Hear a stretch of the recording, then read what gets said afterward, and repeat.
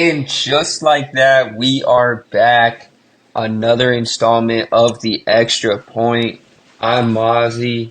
That's Live Zone. You know him. I know him. We're going to hear from him. Busy week for the NFL. Only two games, but two huge games. Conference championship games, AFC and NFC. We're going to look at the NFC championship game first. Down the street from my house, 15 minutes. My neighbor went to the game. I'm a little jealous of him. It was a hell of a game. Detroit and the 49ers in Santa Clara Live Zone. This game was pretty crazy. Lions up 24-7 at half, ending up losing 34-31. Ironically enough, the last time the Lions were in this position in the playoffs, they were down 24-7 at half to the San Francisco 49ers and came back and won that game 31-24. So it's a reverse of history. What won the Niners this game and what lost Detroit in this game in the end? So the first thing that I want to say is everybody that is saying that Dan Campbell lost them the game. I don't necessarily agree with that. I think that's his coaching. That's the way that he calls the game. And, at the end of the day, that's just the way that he plays the game of football, which I respect. If he's trying to change up the game, he's trying to be known for something different. And at the end of the day, it makes sense. But, not going to Amon-Ra St. Brown throughout most of the third quarter is insane to me. Putting up 24 points in the first half and then after that only getting 7 in the fourth quarter is also insane to me. They just couldn't capitalize on the lead, and Jared Goff, he looked like he saw a ghost in the second half.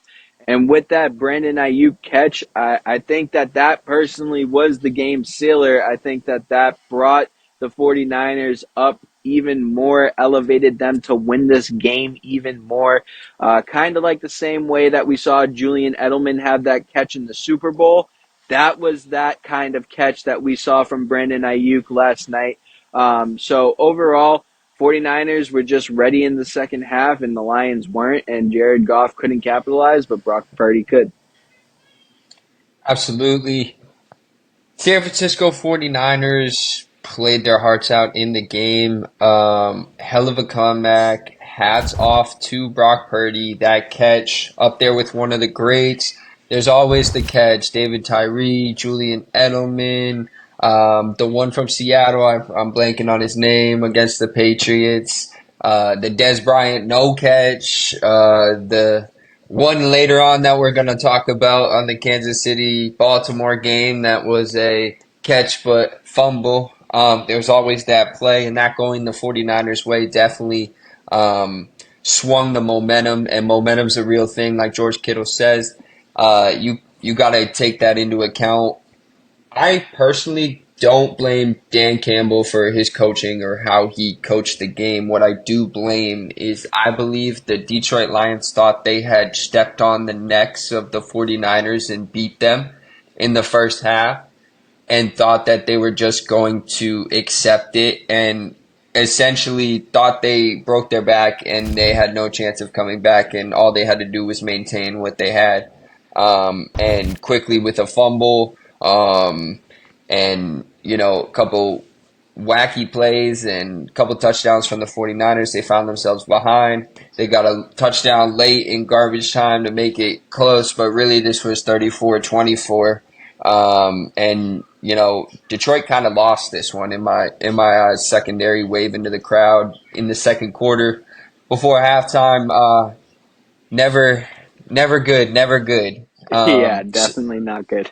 So, I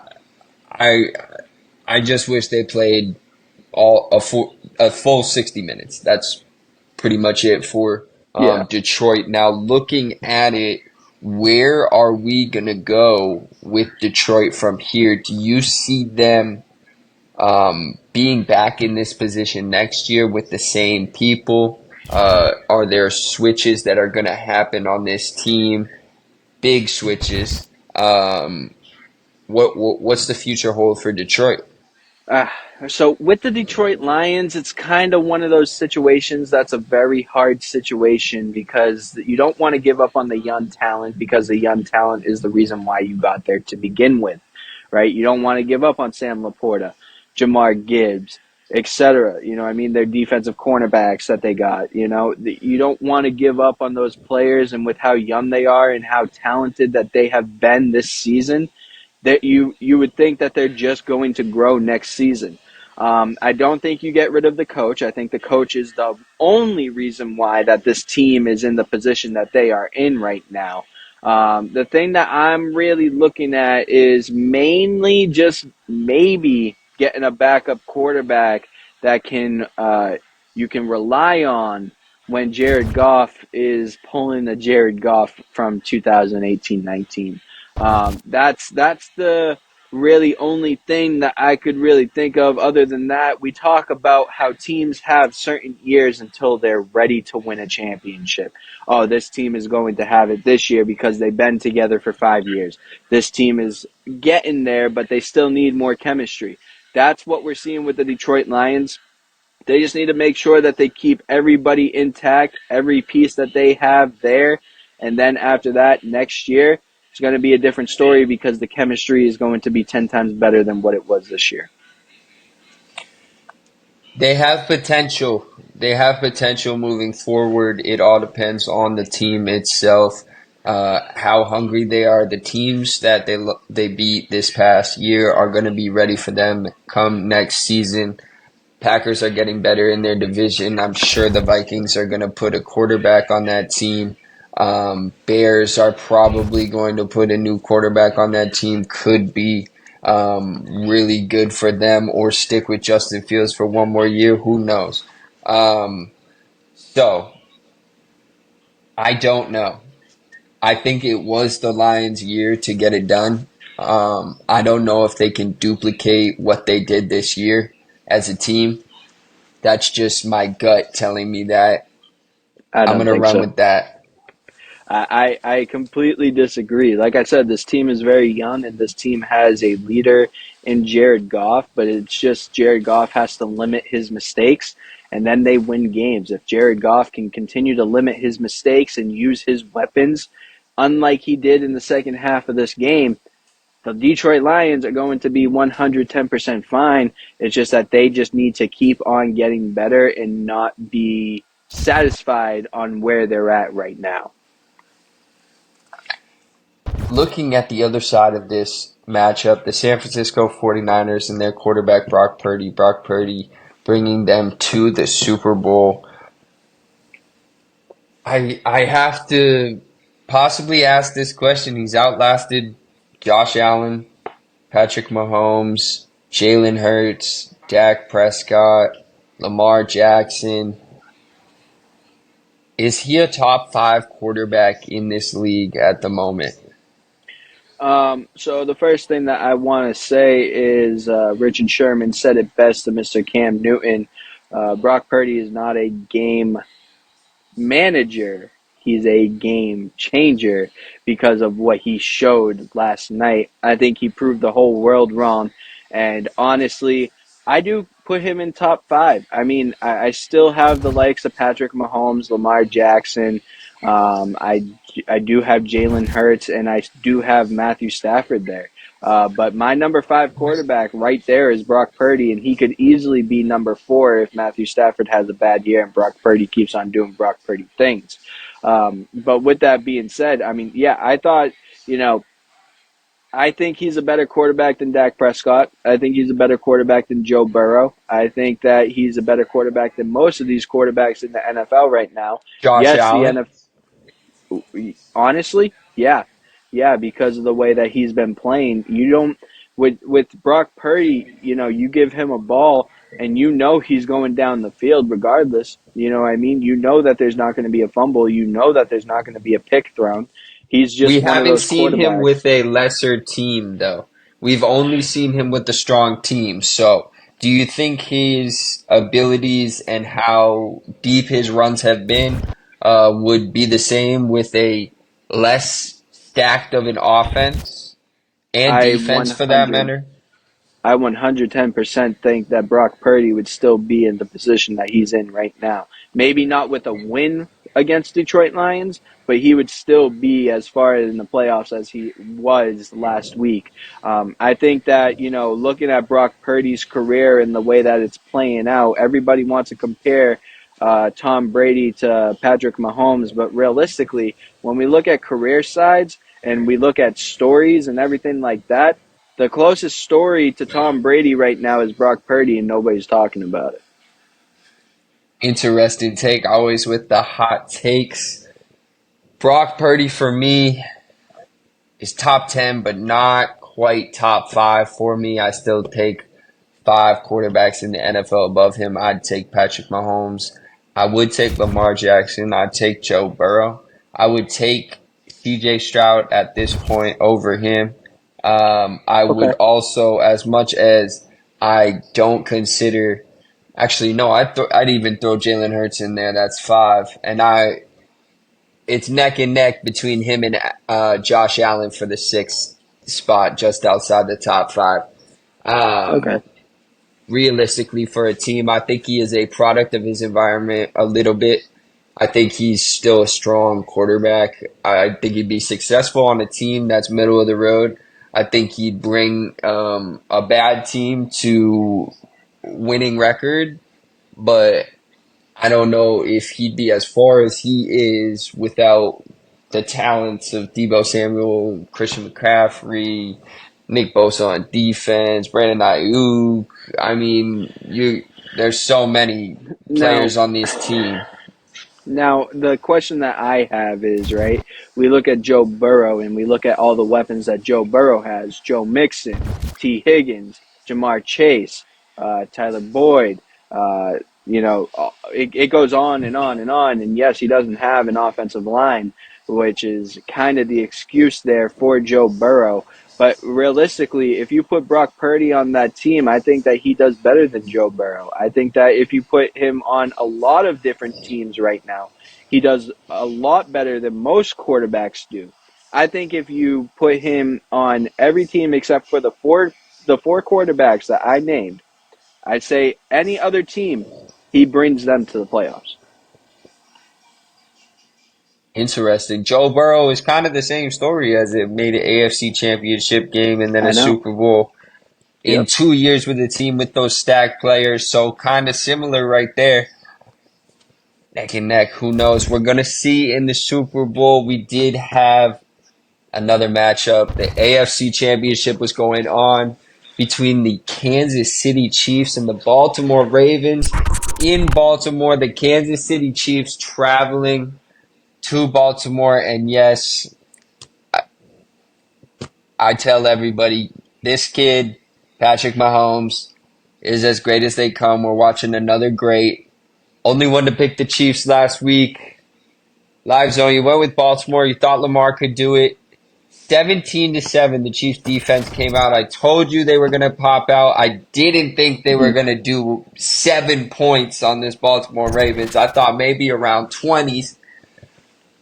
Livezone, what didn't happen in the game for the Ravens? What happened for the Chiefs? And why are the Chiefs going back to the Super Bowl again? Oh, well, it's pretty clear to me that the way that you stop the Baltimore Ravens is you stop Lamar Jackson from running. If you stop Lamar from running for 100, 150 yards, you win the game because he can only pass for 100 to 150 yards. So, I mean, looking at that, that's really where it comes from. For me, anyways, Patrick Mahomes. Yes, he is the greatest quarterback of this generation. I've been saying it since, we talked about top 5 quarterbacks and everything like that. When it comes to quarterbacks in the league, Patrick Mahomes is your guy right now. I 110% agree with that. But what I am going to say is flip back on what you said about the Detroit Lions is what I think about the Baltimore Ravens. I think that this was the year for Lamar Jackson to go out and get his ring. I think this was the best chance for the Baltimore Ravens to go out and get their ring. I Do don't you see think it's the them. only one? Do you think it's the only chance they have? They won't be back in this position again?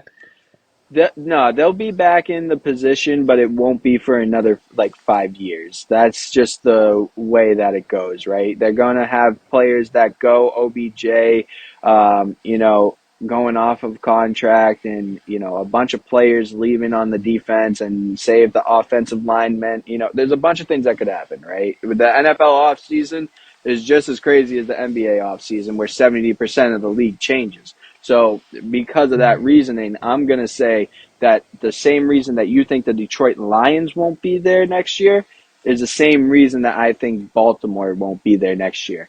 I think that the Baltimore's best chance was this year, because you got to think, you got to look at the players. Stephon Diggs is going to be returning to the Buffalo Bills. He said he's not going to request a trade, so you're going to have Josh Allen and him there. I think if they run into Baltimore, I think that defense, when healthy, can stop Baltimore, right? Then you look at the Houston Texans. They're going to be out for revenge. You look at Jacksonville. They're coming out for revenge after not making the playoffs. I mean, even look at Pittsburgh. If they have T.J. Watt on their team, they already stopped Baltimore once in the regular season this year. I'm just looking at this realistically and saying, all right, well, what didn't they do and what did they do? And, the what didn't they do, there's a lot more checks on the checkbox than what they did do. So because of that reason, that's why we see Kansas City back in the NFL Super Bowl. Agreed with what you're saying. Stop Lamar Jackson is the key to success against this Ravens team. I saw multiple throws. He overthrew people that if he laid it in the right spot were wide open. I will give him props. The play of the day was when he threw it and they deflected it into the air and he caught it and ran Yeah. it for 20 yards. That was outrageous. One of the best plays I've ever seen. Zay Flowers fumbling at the goal line. Second fumble at the goal line in the Kansas City Chiefs games in 2 playoff games. Pretty crazy turn of events. What do you feel about the ruling of when you fumble out of the end zone, it goes to the other team as a touchback? How do you feel? There've been some debates about that. Whether they I, don't, they, Yeah, no, it's the same thing as Tom Brady with the tuck rule, right? exactly. I think that at the end of the day, if it's a rule in the book, it's a rule in the book, and the other team gets the ball, and it kind of makes sense if you fumble it outside of the end zone, and then the other team gets it in the end zone. That's considered a touchback, the same way a kickoff would be if you were in the end zone. That's a touchback as well, right? If it goes past the end zone, that's a touchback as well. It makes sense on what they were doing, the referees. I know a lot of people are going to say that, the NFL is rigged and all that, which we will get into. But, at the end of the day, the Chiefs are just different. Patrick Mahomes is a legend, and he is, without a shadow of a doubt, the most important quarterback in the league. Now, it brings up the question. Brady has the tuck rule. Mahomes has these fumbles happening for him. Mahomes, 4 seasons, going to the Super Bowl out of 7 so far. First year was a wash, so let's call it 6 true years. Brady doing around the same when he was going through it. Can we start comparing the Kansas City No. Chiefs to the Oh, New England Patriots? yeah. Yes, 110%. You have the best coach in the league. You have the best quarterback in the league and in that generation, and the best tight ends of all time, with, and if you look at the early years of the Kansas City Chiefs, when they had Tyreek Hill and Randy Moss, you could also compare that they had the best wide receivers in the generation. So looking at, yes, you can compare the Kansas City Chiefs and their dynasty that they're building compared to the Patriots dynasty and what is already built there. Now, this is what I don't like. You can't compare Patrick Mahomes to Tom Brady, though. The reason why is because it's not like Tom Brady and Joe Montana, where they didn't go against each other and everything like that. No, they went against each other. They went to head, and they kicked Mahomes' ass. So with that being said, There's no comparison there. You know who the greatest quarterback of all time is. It's Tom Brady, because he was the one that shut down Mahomes. And realistically, he's been the only one to really shut down Mahomes. So with with all that, I mean, you can't compare those two. But when it comes to the dynasties and what they're building and what's already been built on New England's side, yeah, 110% you can compare that. Yeah, I think it's the same exact build. It's copy and paste. It's put in a great coach, put in a great quarterback, put in some great tight ends, make a defense that gets better as the year goes on. And, from there, it's Super Bowl or bust mentality, everything with a grain of salt. Keep your composure together. They had the Ravens looking silly. They were throwing flags everywhere on the Ravens while the Chiefs instigated it. Shout out to Travis Kelce breaking Jerry Rice's playoff receiving receptions record. It Yep. was like 155, I believe, for Jerry Rice, and he just passed it. I think he may have finished with like 157, 156, somewhere around there. Yep. But amazing. And he's going to get more and add on to it next week. I'm sure of it. Just I can definitely be okay with the Chiefs being compared to the Patriots. They're new, they're up and coming. I'm just happy to be watching another dynasty happen, another record-breaking quarterback, record-breaking coach chasing after records. It's great for the NFL. Mahomes is now the bad guy. Now I get to personally feel what everybody else felt when Tom Brady was running the league, and I Mm-hmm. don't like it, but I respect it, and I can move forward from it. From that, moving forward, we have a juicy question: is the NFL rigged?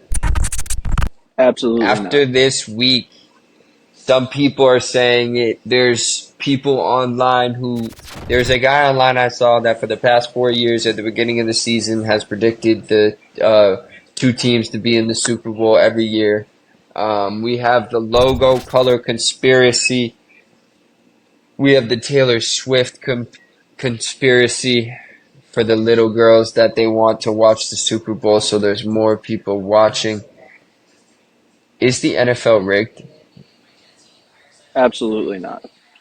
Here's the reason why. All right. For all the people that are saying this, are all people that hate seeing the Kansas City Chiefs be a dynasty. That's number one. Number two is, I get it. You're biased towards your team and everything, but at the end of the day, the better team won. And I know it hasn't been shown in the regular season, but the playoffs is a different name game. And at the end of the day, Patrick Mahomes is the best person to have on your team when it comes to the NFL playoffs. That's number one. All right. Number two, when we get to the logo conspiracy, listen, if the logo conspiracy was real, how come we didn't have the Baltimore Ravens versus San Francisco 49ers this year, right? We're having a red and red Super Bowl, not a purple and red Super Bowl. So that just beats that right out of the bush right there. And then when it comes to, referees and everything like that, giving calls, yeah, there's always going to be a bad call by the ref. It's a human being, right? Human beings make mistakes all the damn time. It goes as far back as middle school and high school to when referees are making bad calls, right? But at the end of the day, that's what it is. It's a bad call. So if you're whining about bad calls, well, that just shows what type of position that your team was in to begin with, because at the end of the day, it should be, all right, bad call, let's go get it back, right? Let's go back on defense. Let's get them. You know what I mean? It shouldn't be, oh, well, the refs screwed us and blah, blah, blah, and this. And like, no, it's a bad call. That's, at the end of the day, that's what it is. So for me, I get why people are saying it with the Taylor Swift thing. I get it. Jason Kelsey and Travis Kelsey starting their own podcast, and Taylor Swift and Patrick Mahomes being the best quarterback in the league, and having the best coach. But, at the end of the day, what else do you expect? Because they are, without a shout, have the best players in every single one of the important positions. So, with that being said, no, I don't think that the NFL is rigged whatsoever. I'm sure you played sports in your years growing up as well as I did, when it comes down to playing a sport, there are crazy coincidences and things that happen through every single game. Things that something changes between every single game, something you've never seen before, something that you've never experienced in every single game. Anything is literally possible in a sports game that you can record, stat track, or do, whatever. There is no telling to what can happen in an NFL game. Referees can impact the game, yes, by throwing flags. Have we ever seen refs throw four flags in a row, five flags in a row? Yes, but have we seen that happen in a large game? Sometimes, but it's usually the same call going both ways and they even it out. Um, it can be rigged in the sense of referees influencing the game, but when it comes down to it, it's players making the plays. Players aren't going to sell out for a bet.